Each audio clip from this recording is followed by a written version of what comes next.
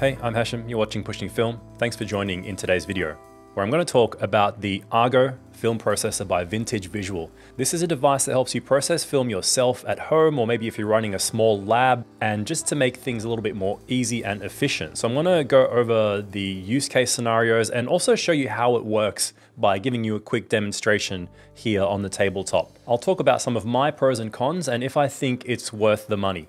So maybe you've already heard of this device or seen it in other videos, but in case you haven't, I'll give you a quick rundown. So it's basically this little machine that has a gasket on the back, little crankshaft, and a screen with some controls on the front. And what it's designed to do is interface with Paterson tanks, which are one of the more popular film developing tanks that you might be familiar with. So it comes with its own version of the funnel that normally comes with a Paterson tank, except it has some holes drilled into it so that you can have that installed there and then install the Argo with the little holes at the bottom. So basically that just tightens on to your Paterson tank with the gasket, gives you a nice tight seal, and then you attach this little stand at the back so that it all sits nice and horizontal. This then allows you to use it like you would any constant agitation system such as a Jobo. You would pour in your chemicals and then they would sit sort of halfway across the bottom of the tank, which then allows you to save chemistry, especially if you're using a longer tank like this 5-reel one that I have here. You would then turn it on, select a program or make your own, whether it's black and white, C41 or E6, and it would allow constant agitation by rotating that crankshaft in the middle so that the reel with the film on it would rotate back and forth.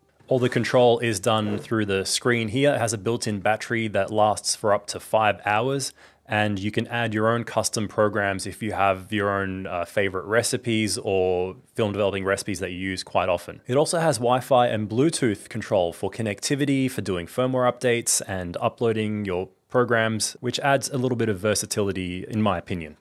So yeah, something like this becomes especially useful if you develop a fair bit of film, and let's say using a big 5-reel tank, or you've got mixture of 120 and 35 mil reels like I have here. This would work exactly the same. You would just use the included funnel in that tank instead. Mind you, the little holes in the funnel don't compromise the light tightness. They're just so that liquid can travel out and so that the temperature probe on the bottom there can get a read of the chemical temperature. So once you've interfaced this with the Paterson tank, let's say you've got the 5-reel tank here, one of the biggest advantages of the Argo is that it has temperature compensation. What this means is that it will compensate the developing time according to any changes in temperature as you're processing. So unlike a Jobo, which would be actually heating up the chemistry and trying to maintain it at a certain temperature, similar to using a sous vide or something like that, you don't need to worry about that with this. You just start off with your temperature in the ballpark, you pour it in, and then let's say you pour in the chemistry at 20 degrees Celsius and a minute or two into starting the process, it's dropped down to 18. The Argo will automatically pick up on that and add the correct amount of time according to algorithms built into the machine that reference a lot of standard film developing recipes. So that's a great thing in my opinion, especially if you're going to develop color film at high temperatures and there is likely to be a drop as you continue to develop, or even if you're doing black and white and you're not constantly monitoring the temperature. If you live somewhere cold, you could actually have it so that the temperature is dropping from 20 down to 16 and so on. But anyway, let's actually just give you a demo of how all of this works. And I'm not going to develop an actual roll of film because I'm liable to stuff it up if I try and do that on video. So I'm just going to use just water and a dummy test roll for the purpose of this demonstration. So normally you would load up your film onto the reel as per usual inside of a dark bag or in the dark, and then you would have that already in the tank, except with the included Argo funnel having been added in the dark. You just add that little end cap on. Once again, have the little holes so that they line up with the bottom where the temperature probe is. You don't need to be 100% accurate, but you want to be pretty close. Just jiggle it around if you need to. And then you want to make sure you have a nice tight seal of the Argo there with the Paterson tank. So I'd just like to get a good grip on it there and tighten it and just make sure there's no significant gap where the gasket meets the Paterson tank. And once that's on, it's actually really tight. It makes a good seal. I did make the mistake when doing a test run of not tightening it enough and getting a little bit of leakage. But since then, I've developed many rolls on this and haven't had any such issues. So yeah, you would turn on the machine, little power button on the front here.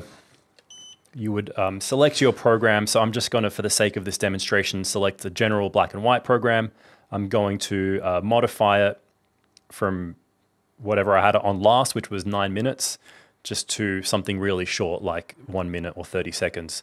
So you could add your own programs, or you could just do what I'm doing, use one of the built-in programs and just modify it before developing, which works fine as well. So yeah, once you have your chemistry, you would get that to temperature or close enough to it within the ballpark, according to the little instruction booklet included with the Argo. You would just have everything you need on hand. Ideally, I would normally be doing this in the laundry near a sink, but this is just to show you how straightforward it can be and that it is fairly mess-free as well if you're doing everything correctly. So yeah, you would get your chemicals to temperature, pour the correct amount, and then you would pour it into the intake of the Argo here. Once you've started pouring in the chemistry, you would just press play and the Argo would start rotating.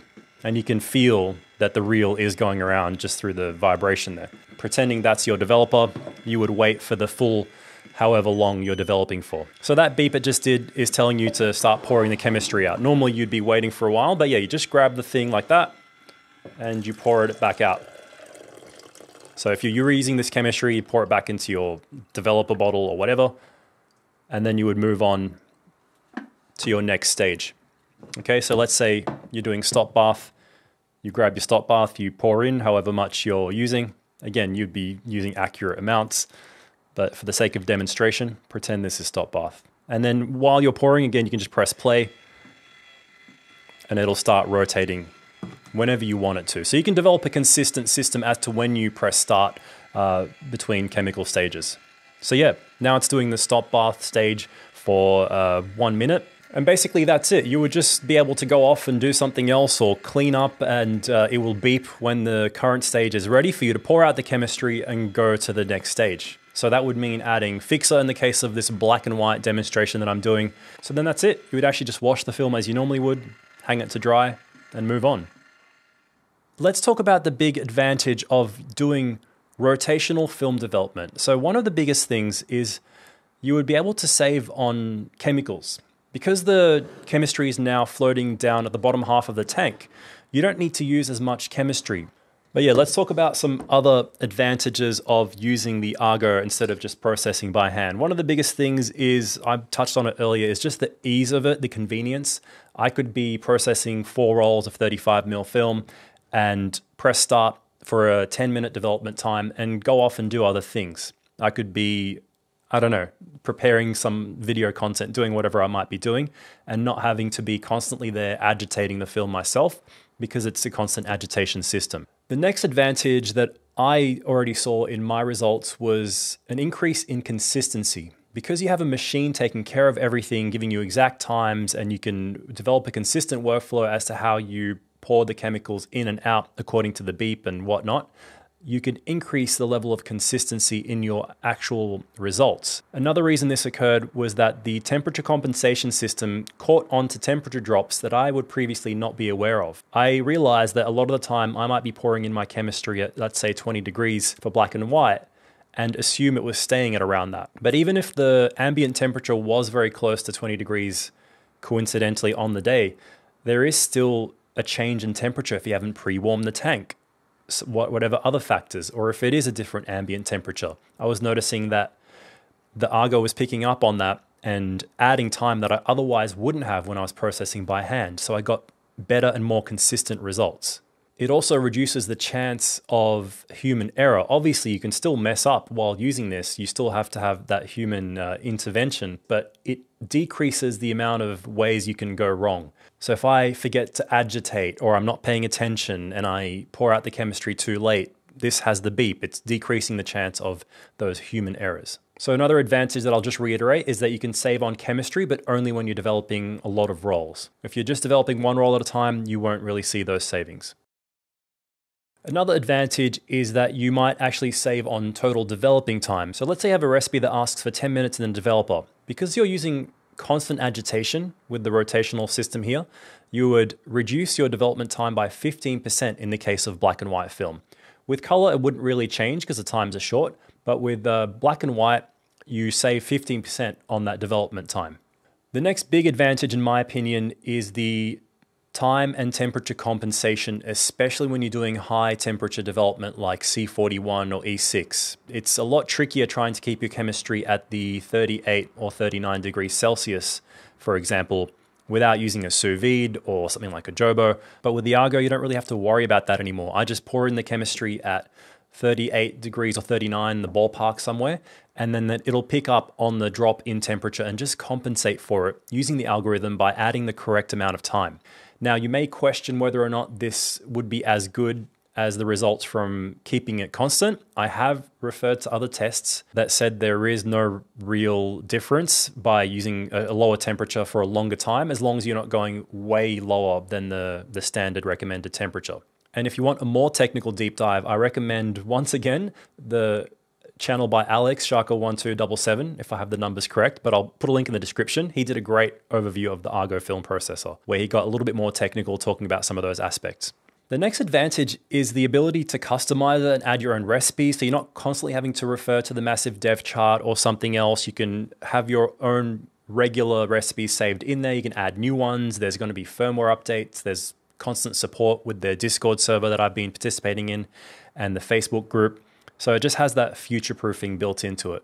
All right, so with the advantages out of the way, let's go over some disadvantages or cons. Obviously, the biggest thing, the elephant in the room, would be the cost. This comes in at 439 euros, I believe, which is about, in Australian dollars, $730. They do have free shipping for anything over 200 euros, which this already falls into. So it is a bit costly, especially if you don't process film frequently. If you're only shooting a roll or two a month and processing it, I don't think this is worth it for you, unless maybe you just have the money to splash. Then it is worth the convenience if you want to pay for it. But in terms of the value representation, I think you need to be shooting and processing a fair bit more than just a roll a month to justify the cost of this. And when you look into how sophisticated it is and well built, and the built-in battery, the Bluetooth, the Wi-Fi, the amount of convenience that it adds over time, I think it is worth it if you're going to get the use out of it. The next con is that there are some potential for leakages, especially if you're not careful. So again, I did notice leaks early on when I wasn't ensuring that I had a good tight seal with the gasket, but ever since I figured that out, I haven't really had leaks, except for maybe when pouring, and again, not being careful when pouring out the chemistry. But yeah, it's just something you have to be aware of with processing film in general, that you could have leaks here and there. The next con, and this is a really minor one, is that the screen could be slightly better. It's never been an issue for me, but I just noticed that at certain angles, it looks dimmer than other angles. When it's front on, it looks fine. But if you're looking at it from a really side angle, you know, like an old TV, it looks a bit dimmer. But yeah, I don't think that's an issue worth fixing. I just thought I would mention it because I didn't really have much else to pick at.